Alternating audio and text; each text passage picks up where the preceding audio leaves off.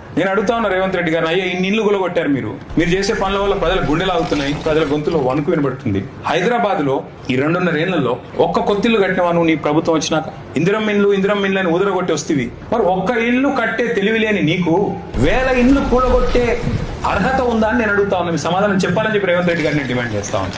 ఇది తెలంగాణ గడ్డ. ఉద్యమాలతో ఢిల్లీ మెడలు వంచి అల్టిమేట్ గా రాష్ట్రం సాధించుకున్న భూమి పుత్రులు ఇక్కడ ఉన్నారు. వదిలిపెట్టం, ఎట్టి పరిస్థితుల్లో వదిలిపెట్టం. ప్రజల్ని డిస్ప్లేస్ చేయకు, డోంట్ రిమూవ్ ద పీపుల్. చేస్తే మేము చేతులు ముడుచుకొని కూర్చోము. అందరం మీరు ఎక్కడికి పిలిస్తే అక్కడికి వస్తాం, మీకు అండగా నిలబడతాం. ఒక్క రెండేళ్లు మీ ఆస్తులు కాపాడుకోండి, 2 ఏళ్ళు. ఆ తర్వాత మళ్ళీ ఎట్లాగో మేము వస్తాం. మీకు ఒక్కరికి మీ ఇల్లు కాదు కదా, మీ ఇంటి మీద సున్నం కూడా ముట్టనీయకుండా చూసుకునే బాధ్యత మాది. జాగ్రత్తగా ఈ 2 ఏళ్ళు కాపాడుకోండి, 2 ఏళ్ళు కాపాడుకోండి మీ ఆస్తులు. మేముంటాం మీకు. ఈ 2 ఏళ్ళు మాత్రం మీరు ఖచ్చితంగా మాతో పాటు కలిసి నడవాలి. ఈ దుర్మార్గుల బుల్డోజర్ రాజ్యానికి వ్యతిరేకంగా అందరం కలిసికట్టుగా పోరాడదామని చెప్పి మళ్ళొకసారి విజ్ఞప్తి చేస్తూ, జై తెలంగాణ, జై కేసీఆర్.